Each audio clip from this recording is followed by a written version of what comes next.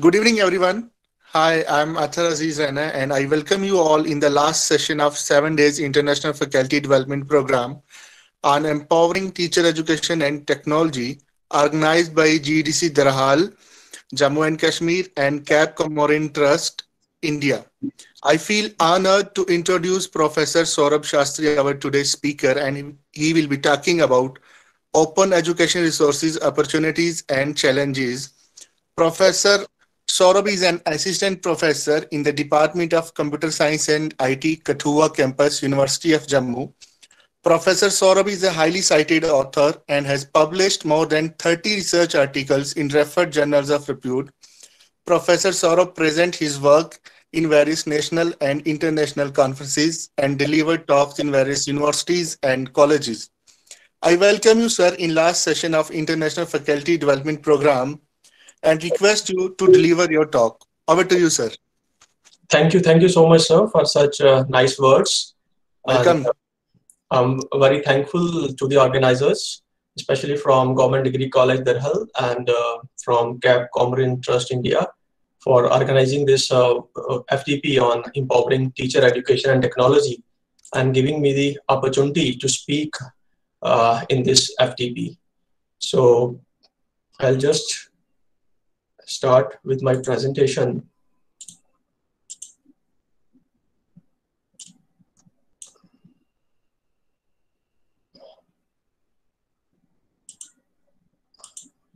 I hope it is visible. Yes, sir, visible. Okay, thank you so much. So the topic of today's talk is open educational resources, opportunities and challenges. So let me start with the introduction part, that the educational system in India as well as in the world, we have the pressure to use the ICT devices, that is information and communication technology, to acquaint students with the information and knowledge they require in this technological era. And for this purpose, ICT at all levels of education system should be incorporated. And our new education policy, that is 2020, it also emphasizes on the usage of technology in education. And it is aimed to digitally equipping educational institutions, schools, colleges or universities, and teachers as well as students. Now, there is a word that is open access, open content. Number of words are there that starts from open access, open content, then open courseware, open source software, open education, e-learning, and open educational resources. So these words, and even more than these words, they start from the word open. And what does this mean? Open access or open content. It means that the content that we can freely access. We can freely access the content. We can freely join any course, or we can freely use some software, or even we can freely download any software. And similarly, the topic of today's talk is related to open educational resources. So it means that these resources that we require, students or teachers, that we require for the purpose of education, and they are open, means they are freely to access. We can access those resources without paying any cost. So now we'll start with OER, open educational resources. So OER is any online educational material that is freely accessible and openly licensed for public consumption. That is, anyone can use these resources free of cost. But there are some licenses, means there are some open licenses. I will discuss about these open licenses in some later slides. But firstly, I will tell you what is this OER and what are their need. Few examples are like online courses, lectures, homework assignments, exercises, quizzes, interactive simulations, games, etc. And OER-based media it can be in the form of text, print, photographs, audio, videos, or animations. So OER, they are becoming a very valuable alternative to improve access to high quality educational content released under the open licenses by outstanding universities worldwide. So this open license is the word which is important here when we talk about OER, and I will discuss this OER in the next few slides. This is the definition of UNESCO for OER, that is OER are teaching, learning and research materials in any medium that reside in the public domain, are have been released under an open license that permits no cost access, use, adaptation, and redistribution by others with no or limited restrictions. OER form part of open solutions alongside free and open source software, open access, and open data. Everything is open here. That is, we can find open solutions. We can use the free and open source softwares. We can openly access, that is free access, and open data is that free data. OERs, they are freely accessible, openly licensed text, media, and other digital assets that are useful for teaching, learning, and accessing, as well as for the research purposes. So whatever these resources are, we can use these resources for teaching, we can use them for learning, and the most important for the research purposes. What are the freedoms? Freedoms are access, we can copy, use, adapt, and share. And what are the various licenses? That are attribution, we have share alike, we have non-commercial, and no derivation. These are the open licenses which we are going to discuss in the next few slides. OER could be, they can be activities and labs. It can be full course, interactive text, games, audio lectures, case studies, readings, images, video lectures, anything, any material, any resource that is related to the education, that is related to teaching, that is related to learning, and it can be easily available on the public domain, that is on the internet, with some totally free or with some limited restrictions. So anything that is related to teaching and learning and available free on the website, on the public domain, we can call it as open educational resource. Now, why OER? Why we are moving towards OER? So there are a number of reasons that from the traditional system, we are now moving towards the OERs. So a number of reasons, like the textbooks and learning materials, they cost students approximately $1,200 per year. According to the Chronicle of Higher Education, 7 in 10 students didn't purchase a textbook because it was too expensive. 1 in 5 college students has skipped or deferred a class due to the price of the required learning resources. Similarly, the cost of textbooks is rising at a rate of 4 times inflation. 60% of the students have delayed purchasing textbooks until they have received their financial aid. Thus, through OERs, the cost of student materials can be drastically reduced.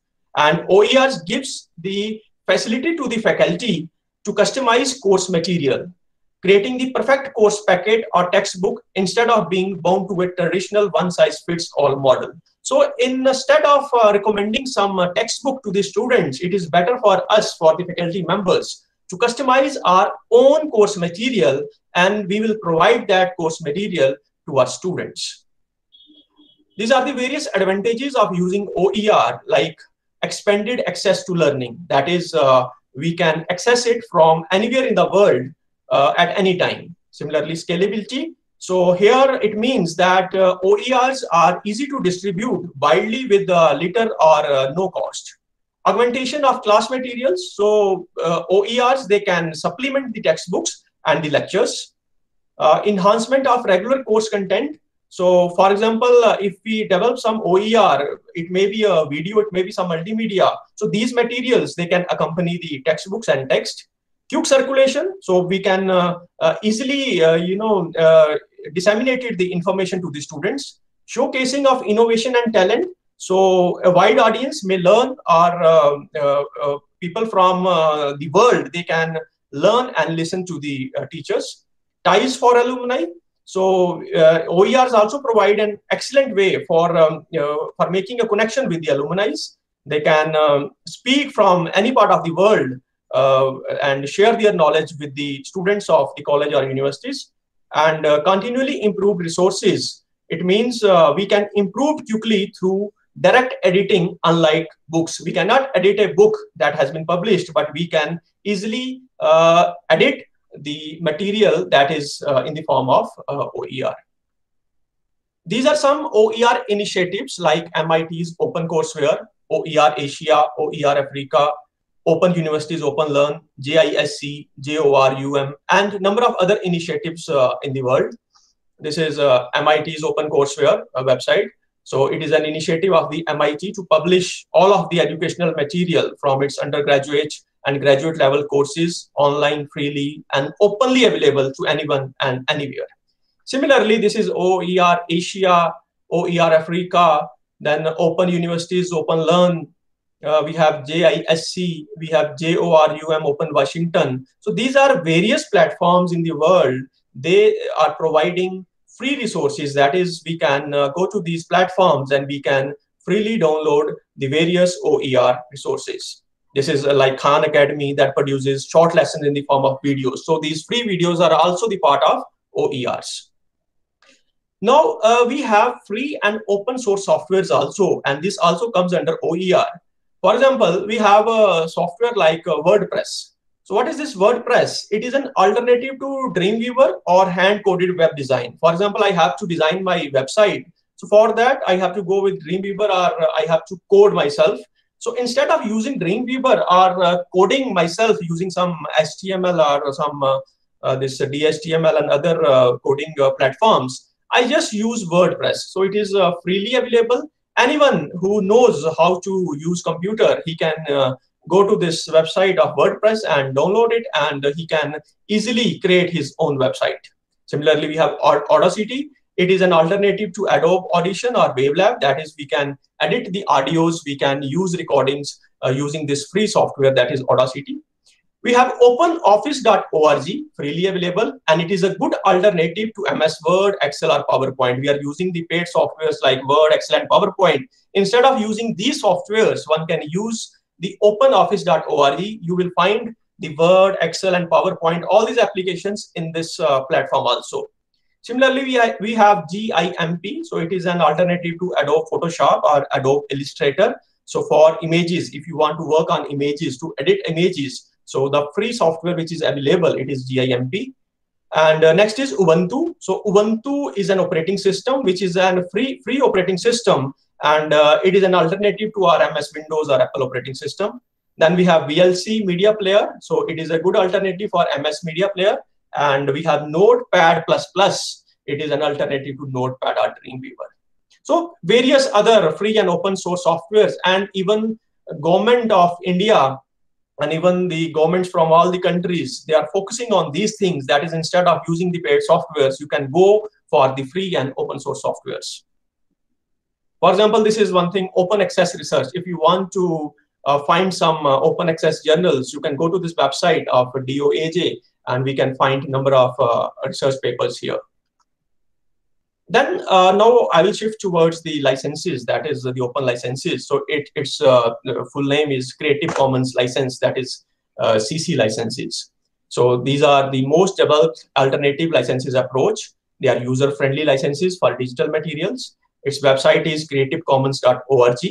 And Creative Commons license is one of several public copyright licenses that enable the free distribution of an otherwise copyrighted work.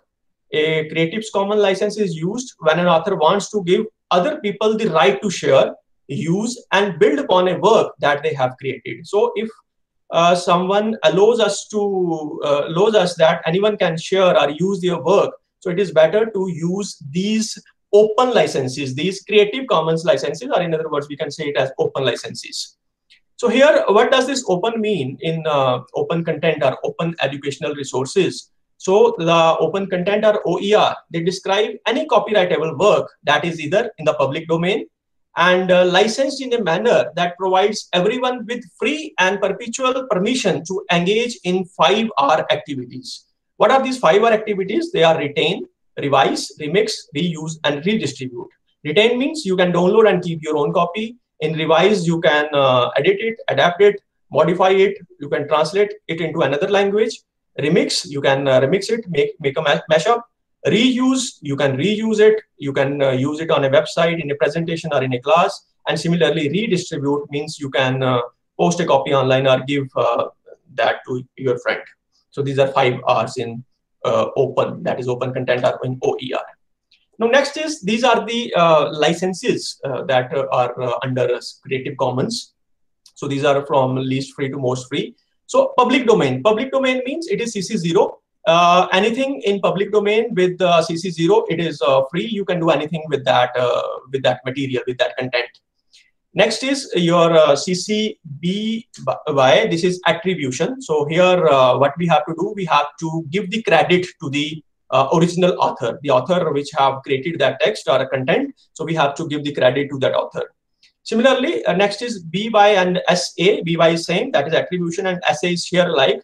So here, if we are going to use this content, so in that case, we don't have to change the license of the original content. We have to use the original license that was of the license of the author that has created the original text. Then we have attribution and ND. No derivations means we cannot derive it. We cannot use it further.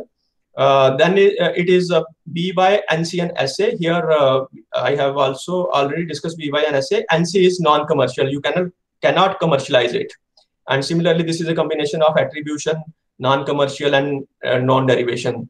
You have to give credit. Non-commercial means you cannot commercialize it, and no derivation means you cannot derive it further.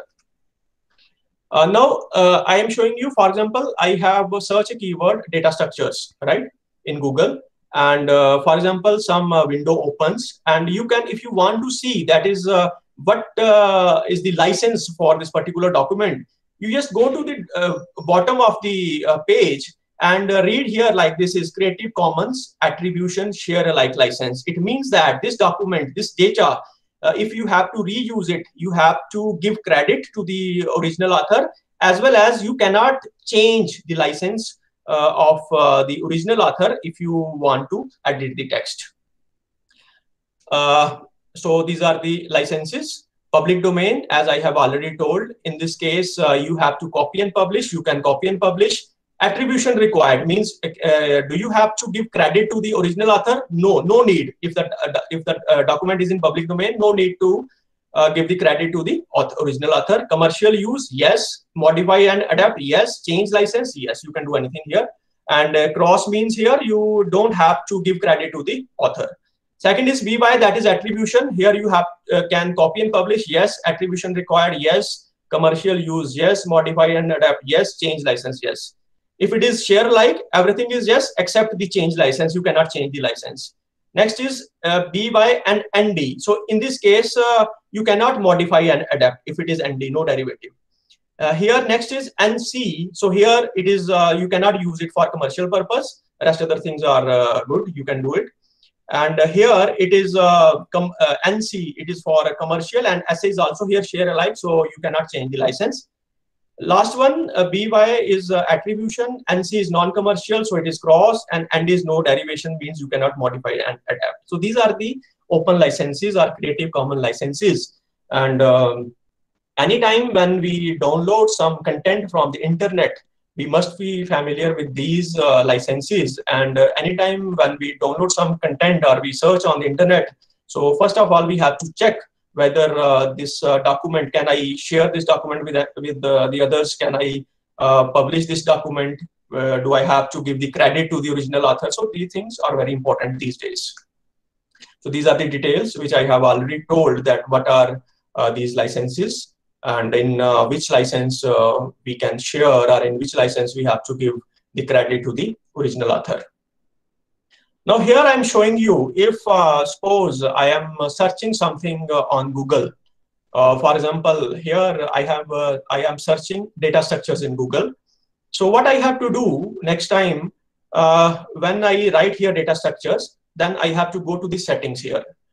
In settings, there is an option advanced search, and in advanced search, there is an option usage rights. And here we get number of licenses like this, not filtered by license, free to use or share, free to use or share even commercially, and free to use, share, or modify. If suppose I click here, free to use or share, so what happens?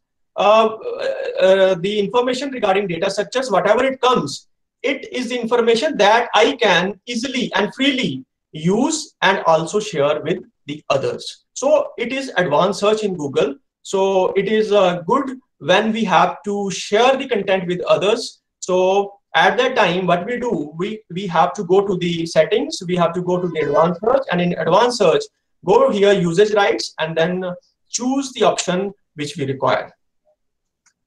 Similarly, we have other platforms also, like we have CC Search. Its website is search.creativecommons.org. So whatever you search here, you can freely share it with anyone. You can use it anywhere. So this is a particular website where we can download the material. That don't have any license. So they are under Creative Commons. Next is if we have to work on YouTube. So in the YouTube also there are the videos which are CC license videos. For that, what we have to do, I will show you the various steps here.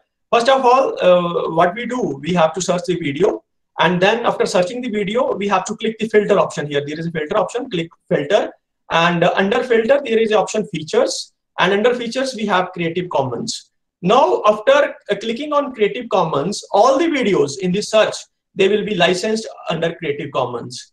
And click any video which you want to see now, and when you click on show more, you will get a license here. Like you will get a message like Creative Commons attribution license reuse allowed. It means you can reuse this video. So this is how next time we search for a video on YouTube, and if we have to reuse that video, so in that case, what we have to do, we just follow these steps and just find whether we are allowed to reuse this video or not.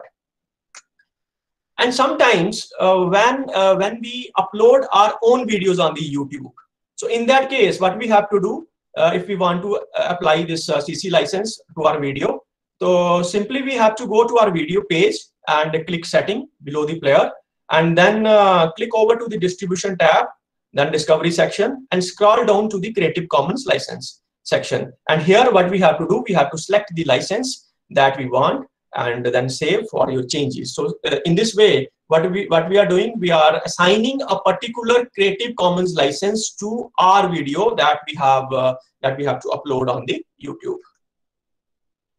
Similarly, we have finding CC license images on Google. So in Google, suppose I am searching Amitabh Bachchan. So after that, what I have to do, I have to click images. Then in images, Creative Commons licenses. Now these images are under Creative Commons licenses. For example, this is the image. Click on this image, and when I click on this image, so here somewhere under licenses it is written as you are free to share, you are free to remix, attribution is required, and share alike. So these things which I have to do if I have to use this image for further use.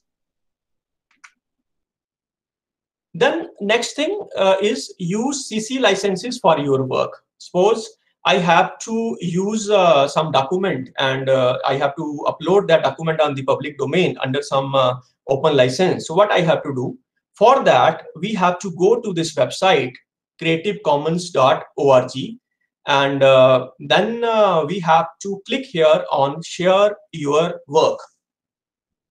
Right? First of all, we have to go to creativecommons.org, and then we have to click here, share your work.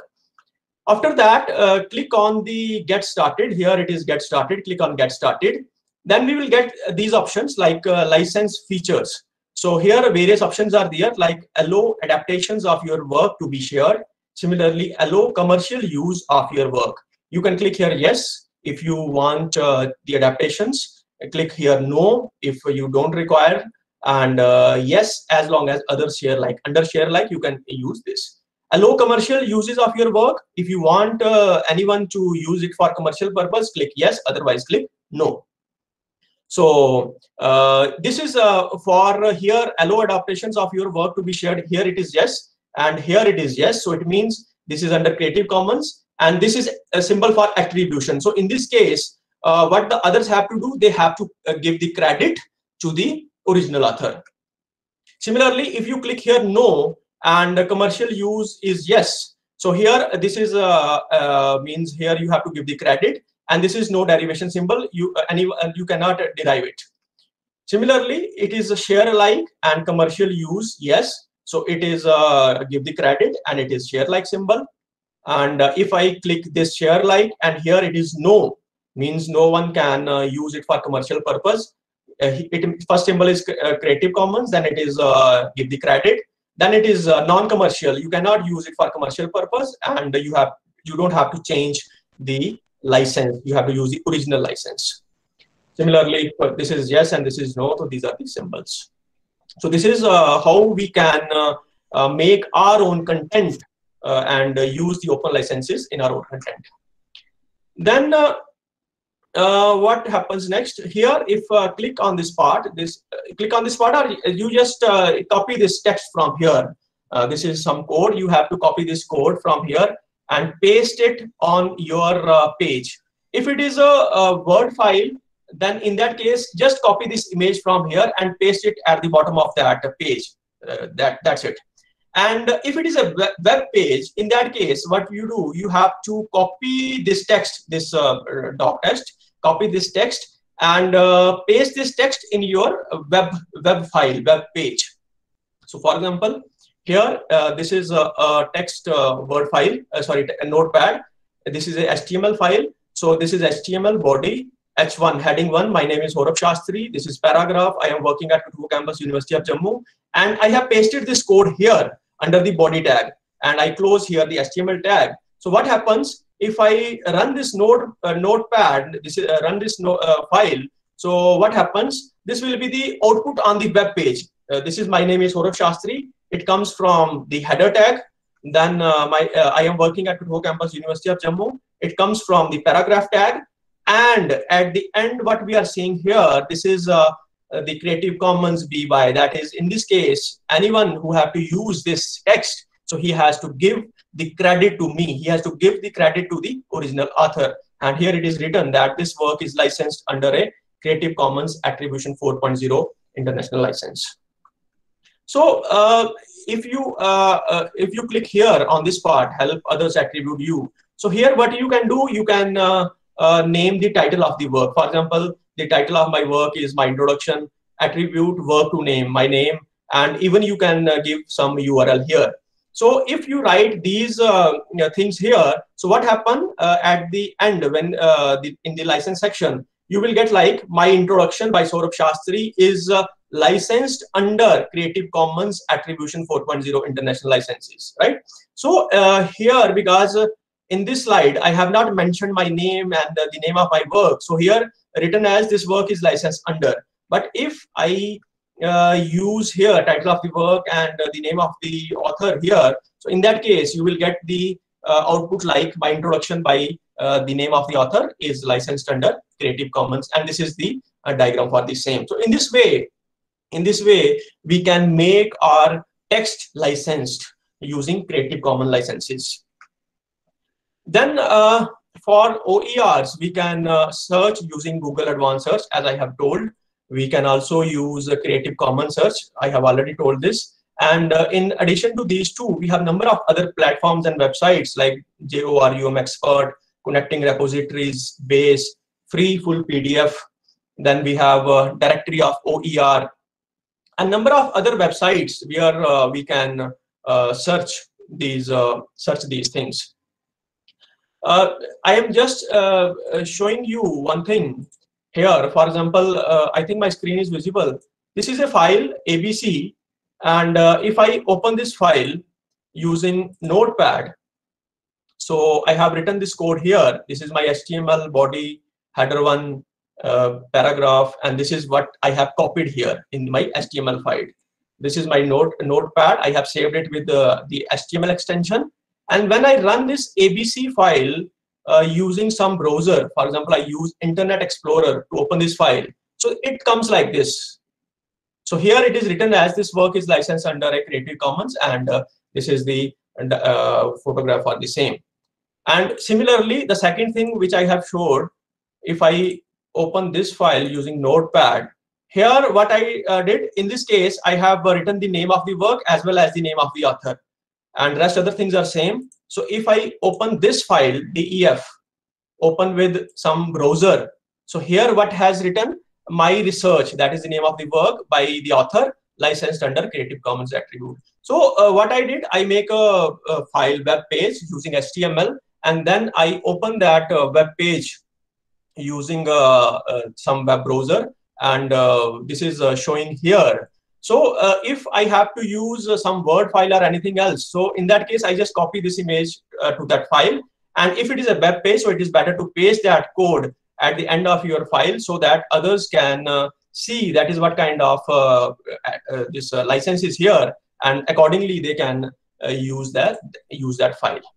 Another thing which I have shown you, like Creative Commons. So I will show you here as a demo. That is, you have to go to the creativecommons.org. This is the website. Share your work. Click on share your work, and here choose a license. You just click on get started. After that, you will get the options here. License features. Yes, it is yes. Allow commercial uses of your work. Yes. So here it is this one, your attribution, right? If it is no, it is change, no derivation. If I'm changing here no, it is change, non-commercial, right? So at the end, what you have to do, you just copy this image like this, copy image from here, or just copy this content and paste in your web page. And here, if you click on this side, this part is optional, but filling it will add machine readable metadata. So here, title of the work, you can write here. For example, I am writing my introduction. Similarly, the name of the attribute you can write here, and attribute work to URL. You can use some URLs, and what you will get like this. My introduction is licensed under Creative Commons. This is using Creative Commons. Similarly, sir, excuse me, this license is given by Google service or anybody else, sir? No, they are given by Creative Commons organization, ma'am. It's a private one. It's not Indian one. It is non-profit organization. Oh, it is an Indian one. What, ma'am? Indian product. This one is no, not Indian. It is not Indian. It is globally available. Anyone can use this. Only one license is there, sir, in the world. In general, in the internet, are many licenses are there. Different kinds of licenses. There are many licenses, but I am particularly talking for Creative Commons licenses. Okay, sir. Thank you. Yes, ma'am. Yes, ma'am. So similarly, if you work on Google, I'm just showing those who are not aware of this thing. So anything I want to search here, for example, I have searched here data structures. So what you have to do, you have to go to setting, then advanced search, and here also you will get the options. These are the licenses, free to use or share. So then next time you click on advanced search, and whatever the files open here, you can click any file, and these are the files that have that particular open licenses. So at the bottom here, see it. This is B by NC non-commercial and share alike. So in this way, we can use these licenses. So now next slide is, there are various initiatives that have been taken by the government of India. Like we have a National Digital Library. So in National Digital Library, we can download any number of books. So it was launched on 19th June 2018. It is a 24/7 learning resource. More than 2 crores ebooks, journals, audiobooks, question banks are available here. So like in COVID, during the time of pandemic, students were not able to visit their schools. So they can easily access this digital library, and they can download any number of books from this platform. Similarly, on the same platform, this National Digital Library, there are a number of publications that are related to COVID only. The people who have worked on the articles, research papers, they have published number of research papers in various databases like ACM, Cambridge, IEEE, elsewhere. And if anyone is interested to read these articles, and anyone who wants to work on these like COVID data, so he can download these papers from this website, and they can even write their own publications. Similarly, we have NROER. So this is also an initiative taken by the Government of India, Department of School, Ministry of Human Resource Development. And aim is to provide free and open educational resources in wide variety of forms, NROER. So here you can download the text, you can download the books, you can download the audios even. Then ePathshala is also a similar platform, again the initiative of Government of India. Here we can access ebooks free, and we will get this on the website mode, as well as a mobile app is also available. So ePathshala, there are a number of other things also, like there are a number of quiz competitions are going on here. Students can participate in these quiz competitions, and even they will get these certificates also. Then this is important Shodh Ganga, which is very important for the researchers especially, and those who are pursuing their PhDs or the research scholars. And what is this Shodh Ganga? This is a reservoir of Indian theses, and 2,90,000 theses are available on Shodh Ganga. So the research scholars who have submitted their PhD in the universities just send those theses to the Shodh Ganga, and they upload their theses online at shodhganga.inflibnet.ac.in. So these are the this is the graph of theses that are uploaded in last year, that is 2020. So total 41,238 theses have been uploaded last year during the lockdown also. And if anyone is interested to join research, so whenever we have to join research or start research, so what is the most important thing is the review of literature. So for review of literature, what we do, we just read some articles, and this is the better way. You just go to Shodh Ganga and download the thesis from your own domain and get the idea from those theses, and then work on that in that area. Similarly, we have a number of other initiatives like Project Oscar. So it is used, it is a repository that is a web-based repository for animations. Then similarly, we have open educational resources for schools. It is Homi Bhabha Center for Science and Education. It is an initiative by Tata Institute of Fundamental Research. Then we have NPTEL. It is very common for engineers and science students. So there are a number of courses which anyone can join, and even he will get the certificate at the end. Then we have similarly National Institute of Open Schooling. We have a Pratham Books initiative. We can download number of books here. We have Storyweaver, number of stories are there, and Sakshat is here. TESS India is here. So these are all the open educational resources we can download. We can see the resources here. This is FOSS, and this is related to particularly related to softwares. So what is this FOSS? It is free and open source software for education, and this project promotes the use of FLOSS. It is free open source software tools in academy and research. The FOSS project is part of National Mission on Education through Information and Communication Technology. So government is focusing on these open source softwares. So it is always good because we have now alternatives to the paid softwares. Like in some previous slide, I have shown the number of freely available softwares. So instead of paying for the software, it is always good to use the free softwares, and you can download those softwares, you can work on those softwares. Next is SWAYAM platform. It is very common these days, and it is very important. And there are various national coordinators for this. And this course, this SWAYAM, is designed to achieve the 3 cardinal principles of education, that is access, equity, and quality. And coordinators are AICTE, IGNOU, IIMB, NCERT, NITTR, and so on. And what are the benefits? We get the best-in-class instructors here. Facility of proctored exams is here. Active local chapters. We have weekly assignments here. Easy credit transfer. Even the students from the colleges and universities under CBCS programs, instead of joining a credit subject from the university, he or she can join a course on SWAYAM, and the same credits, he will get the same credits from here also. Systematic approach is here. And this SWAYAM program, it is divided into 4 quadrants. One is video lecture. Second is the specially prepared reading material that can be downloaded and printed. Third one is self-assessment tests through tests and quizzes. And the fourth one is the online discussion forum. So these are the 4 necessary quadrants of a SWAYAM program. So it is sample SWAYAM course layout if we have to design our own SWAYAM program. So how we have to design initially, this is the title of the course, for example, data structures and algorithms, then the name of the author, name of the university. Then in the introduction, we have to give the summary of the course, that is what kind of course it is and what I have to cover in this course. And also we have to give some course introduction video in the starting. Then next is the learning objectives. You have to give the learning objectives, that what are the learning objectives and what will be the outcomes of this course.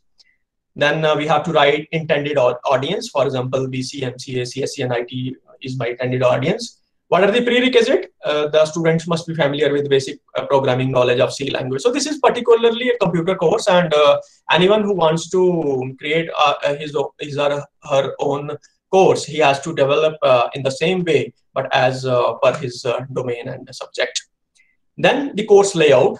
So we can divide the course into weeks. For example, this is my week 1. In week 1, we'll discuss about course overview, then introduction to data structures and algorithms, and these are the subtopics which we have to cover in week 1. Similarly, this is the material which we have to discuss in week 2, week 3, 4, so on. And this is a 8 weeks course. So in each topic, for example, my topic is linear search.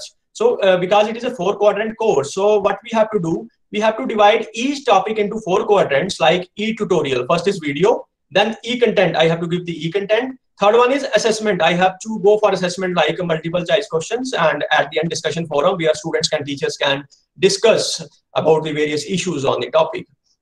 This is, I am showing here, this is, for example, this is e-content, and this is some video on the course. Here I am showing here the assessment and the discussion forum. So these are the 4 quadrants which we have to design during the SWAYAM course. At the end, we have to give some books and references, and then the biography of the instructor. So in this way, we can design our SWAYAM course. So on SWAYAM, we have number of courses. Many of us have joined various courses, and these are the courses like Arpit courses are available. And in addition to these courses, we can visit the SWAYAM platform, and we can find number of courses related to our domain. So SWAYAM is a MOOC platform, and in addition to this MOOC platform, because this is an initiative of India, but in addition to this platform, we have number of other MOOC platforms, that is massive open online course from the world, like Coursera is there, Udemy is there, Open Learning is there, and number of other platforms where we can learn number of things. So the things are changing from traditional system to the digital platform, and now anything which we require related to educational resources, we can go to some platform and we can download that particular material. Next, I am showing you some interactive platforms. These are 2 interactive platforms. One is the live interactive synchronous platforms, and the number is LMS, that is asynchronous platforms. And these platforms are now very famous these days after the COVID pandemic. Like this meeting is going on in Google Meet. Similarly, we have a number of other platforms everyone knows these days. But before COVID, before this pandemic, no one knows that what is Google Meet, what is Zoom, what is this Cisco WebEx. But after COVID, because we are all teachers, and teachers have started their classes through these online platforms. And similarly, on the other hand side, we have LMS softwares, like we have Google Classroom, we are using Google Classroom, we are using Moodle, Canvas, and so on. So these are asynchronous platforms, and these live interaction platforms are called synchronous platforms. So what is this LMS? Because everyone knows about these Google Meet, Zoom, because this meeting is also going on. And now refresher courses are also going online. These FTPs are also going online. And before COVID, what happens if I have to attend a refresher course in Himachal? So I have to visit Himachal. But now what is going on, that is I don't have to go to Himachal, and I can attend a course through these platforms.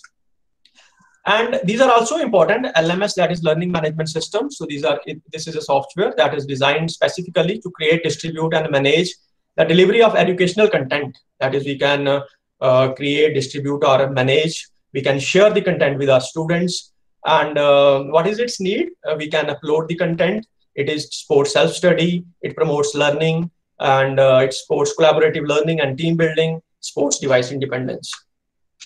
These are few screenshots from Google Classroom. So I have created a Google Classroom for my MCA students. So this is MCA 5th semester, Kathua campus. And here on the right-hand side, this is teachers. I'm the only teacher here. Number of students are 20 students. 20 students have enrolled in this particular class, that is MCA 5th semester. And here I am uploading some papers. This is ML machine learning term paper. This is machine learning assignment 2. And students can submit their assignments on this platform. Because in COVID time, number of universities have initiated for open book examinations. For example, in our university also, we have initiated the open book examination. So we have used this Google Classroom for doing this purpose. So Google Classroom, it is a mission control for the classes. It is free service for teachers and students. One can create classes, distribute assignments, send feedback, and see everything in one place. Similarly, another platform is Moodle, that is Modular Object-Oriented Dynamic Learning Environment. Similar platform like Google Classroom. It is also free open source MOOC delivery platform that is under GNU public license. The main features are student, teacher, and administrator login, assignment submission, discussion forum is there, files upload and download, grading and assessment, instant messages, online calendar, news announcement, quiz. So this is the Moodle platform which I have created. So it is particularly on a course on .NET technology and C#. So here we can share the material, students can ask the queries, students can interact with the instructor, and they can upload their assignments. Even attendance features are there. We can take the attendance on these platforms. So in Moodle, what teachers can do, they can create online courses. There are open forms, divide students into classes, upload files and lessons, create online tests and examinations, chat sessions, and so on. Similarly, students can follow their lessons. They can upload their homework and tests. Chat sessions are there. They can take part into forums. So these are the various benefits on Moodle for teachers as well as for students. These are few issues and challenges because we are shifting towards the OERs, but few challenges are there, like internet penetration rate, that is the percentage of the total population of a given country or region that uses the internet. Everyone is not using internet, and we have the students, especially in schools and even colleges, those are from far-flung areas, and they don't have even the mobile phones, they don't have even the laptops. Then how they can access the OERs, how they can download the material.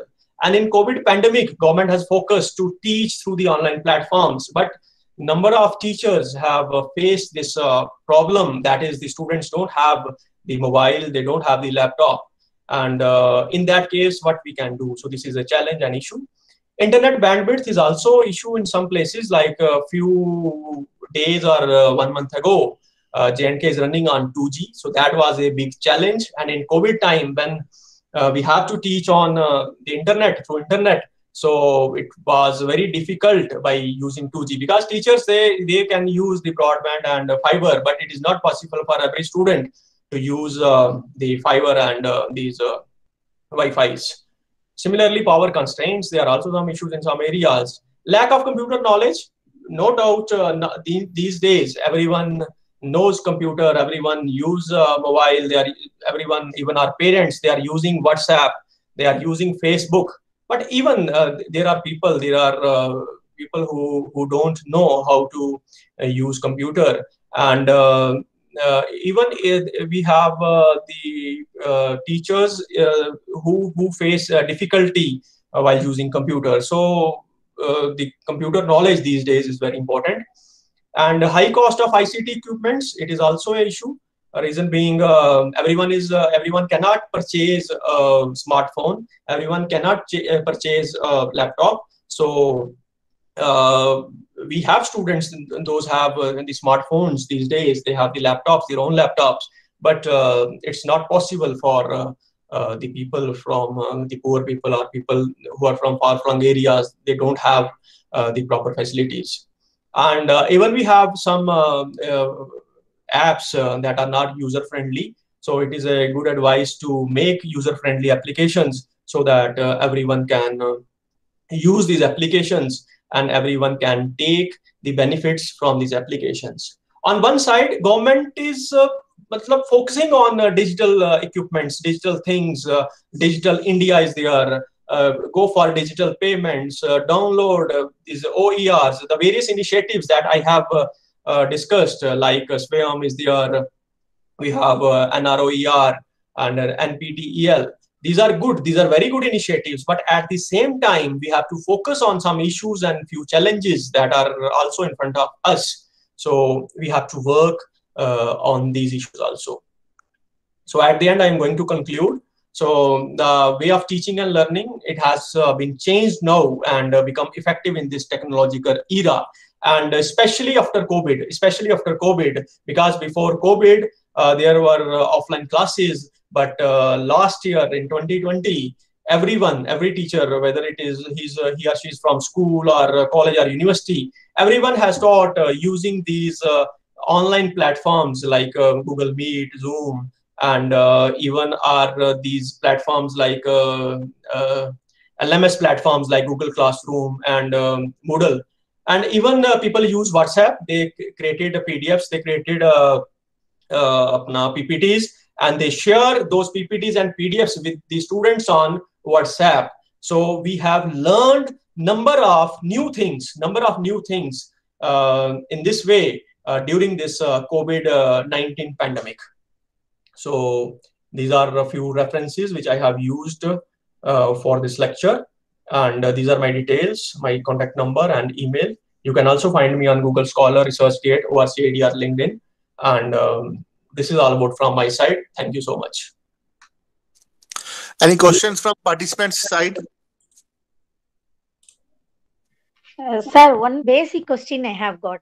There are plenty of platforms. Your presentation is very interesting, and it is something license is very new point of understanding the usage of all the technologies. Sir, after this pandemic period, I think it is in the end of the pandemic period. We are maybe hardly in another 6 months. We will.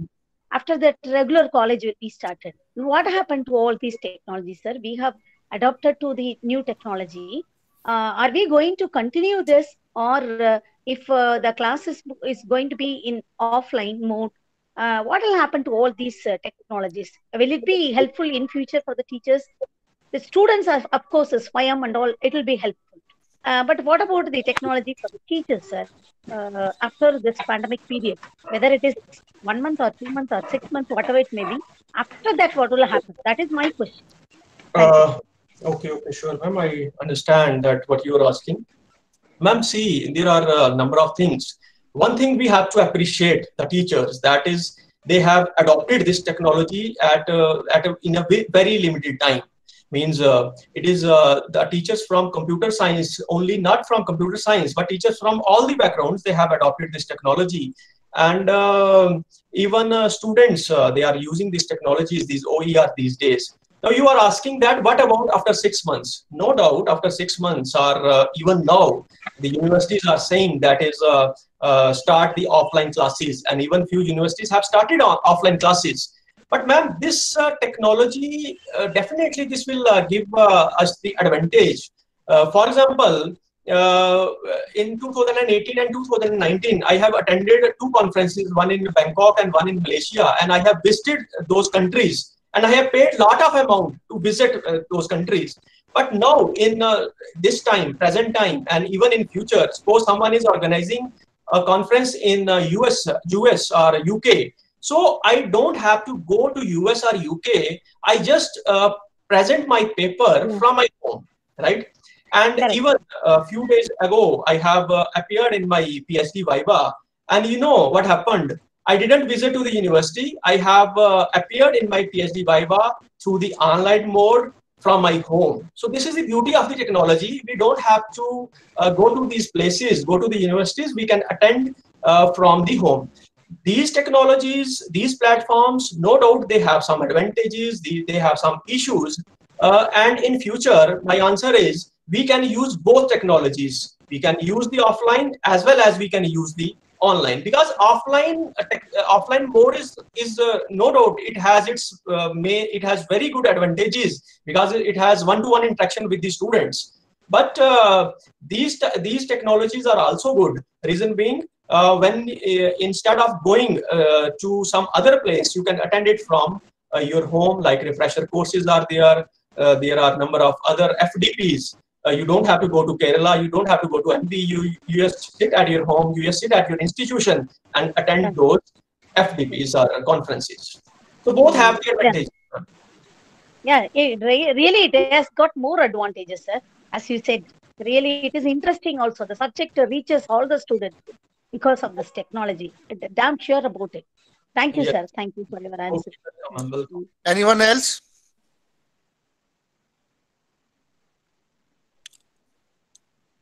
Thank you very much, sir, for such an informative talk. Now, I request most respected Professor Somnesh Jasrotia, Principal Government Degree College, Drahal, J&K, for his valuable words. Over to you, sir. Hello, good evening, Mr. Saurabh Shastri. Good evening, sir. Thank you, Dr. Rana.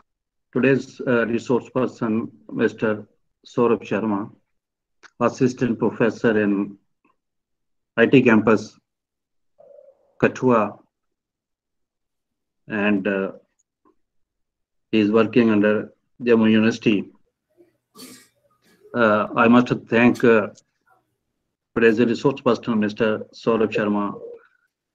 Definitely, Mr. Saurabh, it was really a wonderful presentation, and it was really highly informative knowledge that you provided in this talk. Ma'am, she has already said about this presentation that some of the things we were not knowing, some of the things are really they were new to all of us. Really, so much knowledge, and if all of us are able to go through these websites and these free websites which are actually available, perhaps we will be able to have much more knowledge, and we will be able to present very well to the students during these COVID-19 times and also now coming times, because this online teaching that will be much more effective during these days.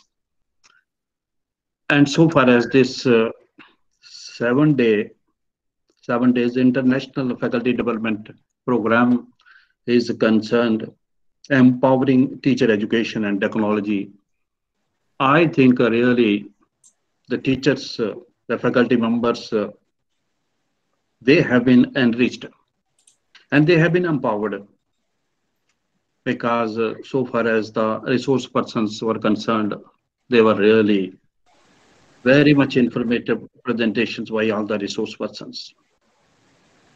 We have President Cape Comorin Trust India, Dr. R.S. Eriksen Sylvest. I must thank Dr.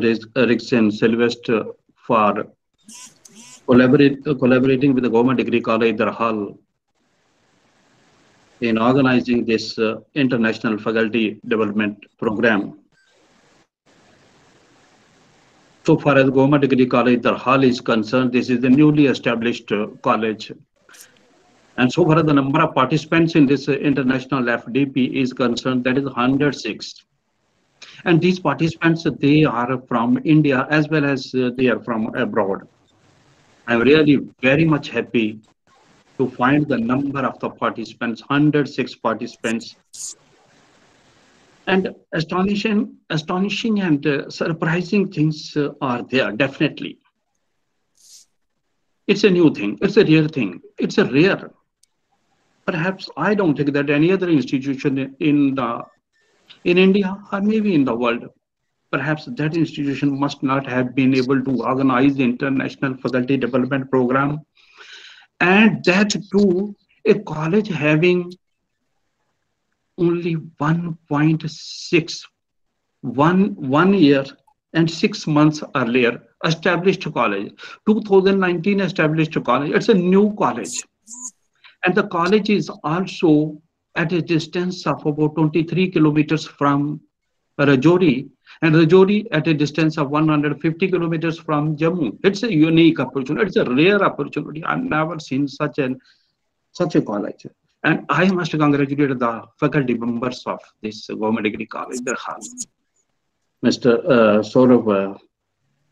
You're well versed with your subject, but I must convey you one important information regarding our faculty members. They are from JNU.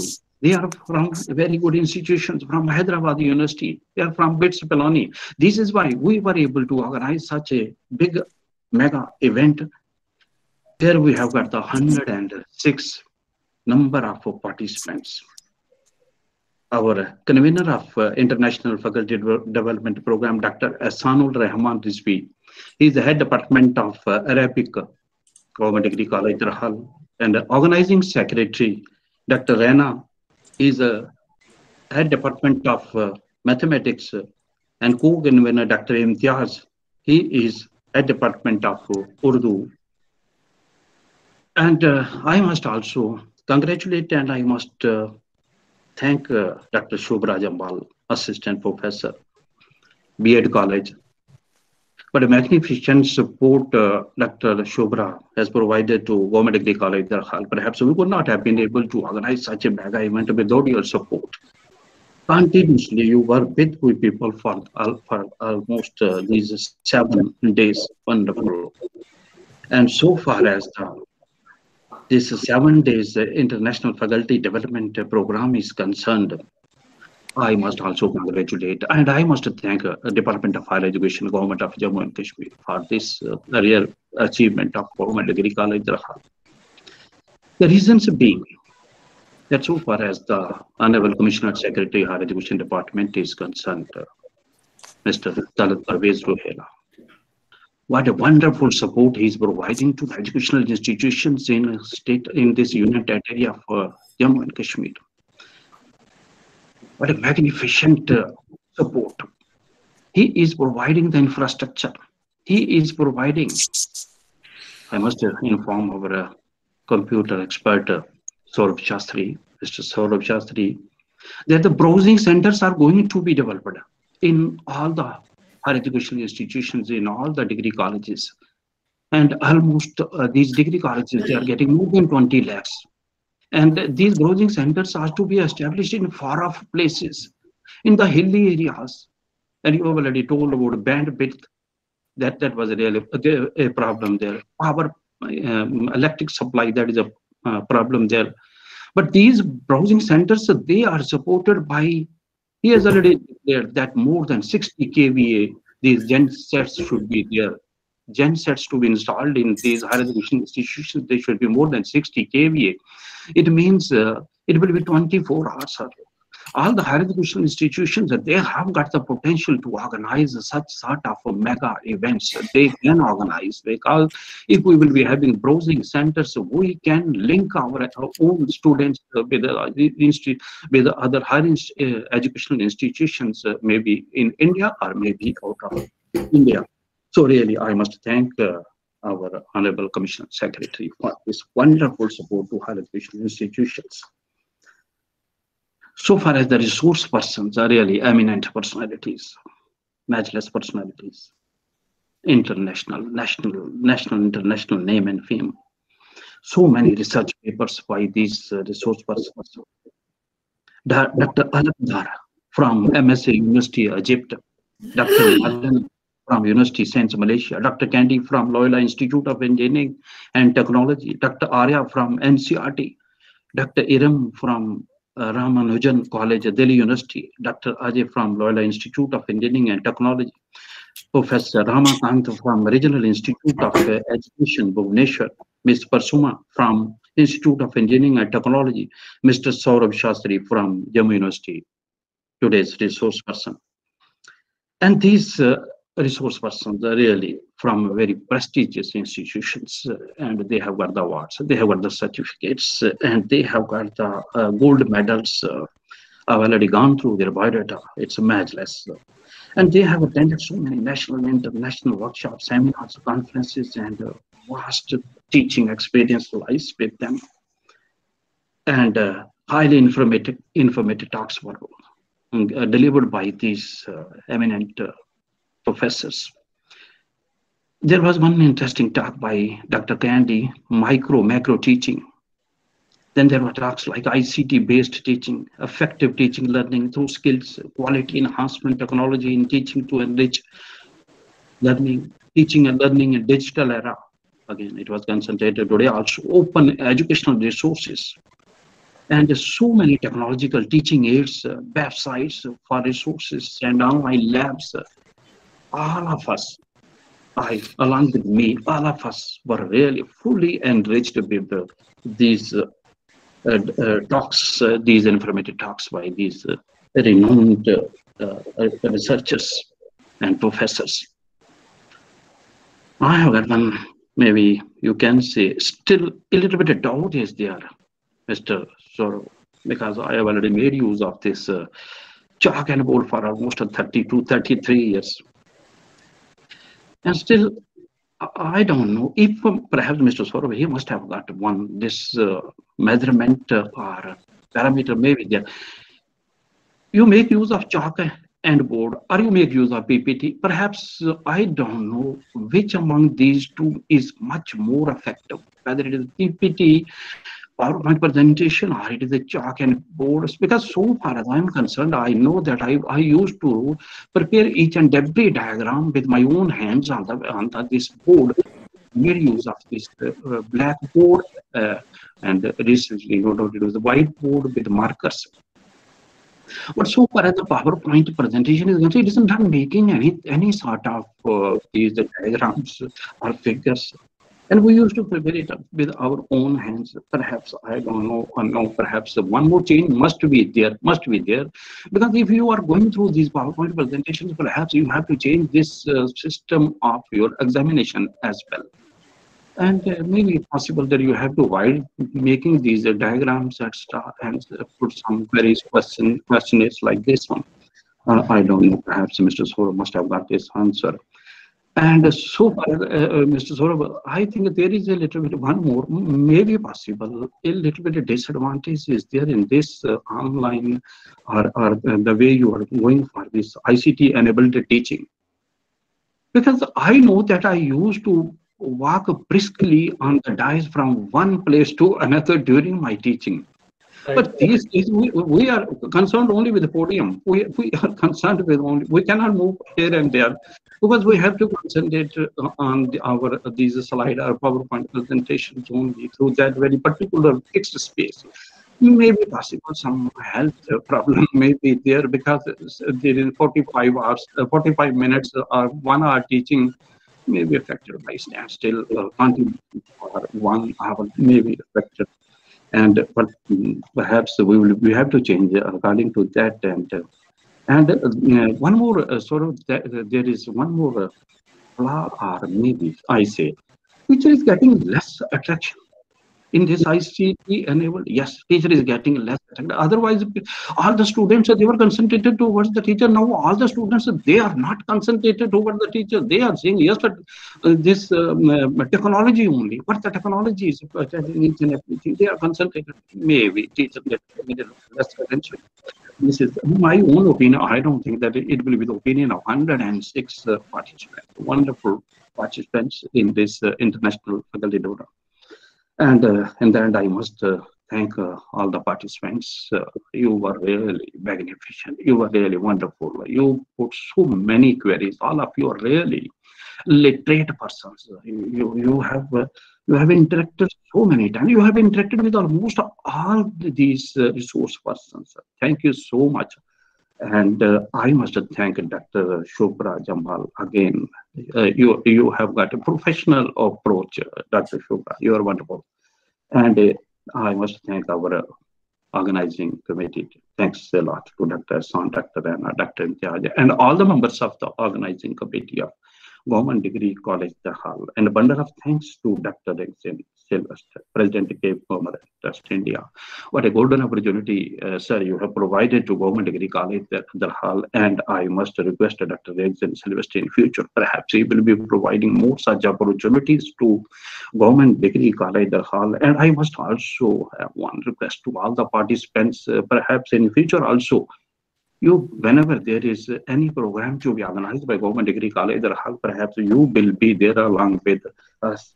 Thank you so much, all the participants.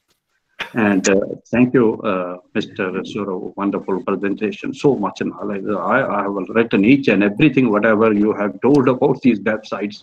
I must be making use of all these. Thank you so much. Thanks a lot. Thank you, sir. Thank you, sir, for your encouraging words. Anyone from participant sides want to share his or her ideas? Anyone from participant side wants to share his or her ideas regarding this FDP?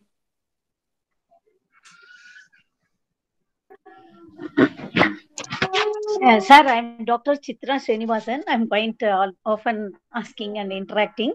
I hope since others have not ready to answer. I'm ready. I'm willing to answer this one. This program is really more than I expected, I can say, because even though some of the tools we know, but after attending this program only, a lot and lot of things to be done by the teacher, and I didn't sleep all these 7 days. Whatever they teach in the evening hours, in the night I sit and try myself, and I'm still I'm awakened because I want to learn a lot. All these days, I didn't know. I feel like that only. And many more opportunities are there to interact with the students. And this technology is really useful. And moreover, the speakers are very motivating type, very polite, and the way they present, exactly excellent. It is an international program. Yes, really, it is an international program. Level is very high, and it has opened our eyes, and it has made us to work for this for the students. We have to use all the technology. That kind of inspiration has been developed. I'm damn sure about it, sir. Thank you so much for the organizer and the speakers and the smiling face, Darhal sir. Am I correct? Sir is always appreciating the participants. Thank you, sir. Your smiling face really encourages us. We have met the people from Jammu, Kashmir, and all. Really, it is a great opportunity for us. Thank you, sir. Thank you so much. Thank you. Thank you, ma'am, for encouraging words. Anyone else?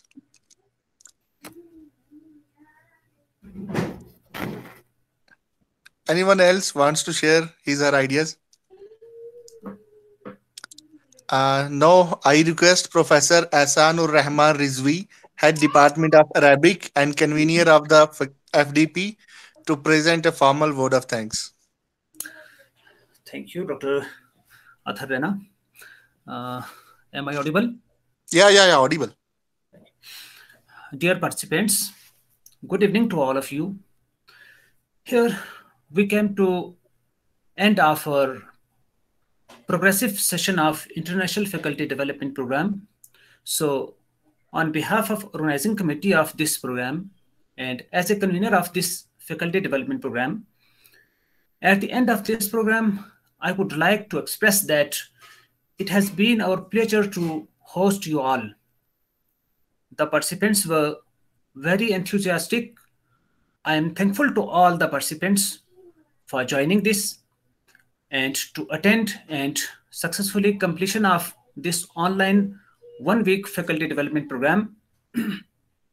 We have been fortunate to have some of the eminent academicians who delivered very informative lectures on very important topics.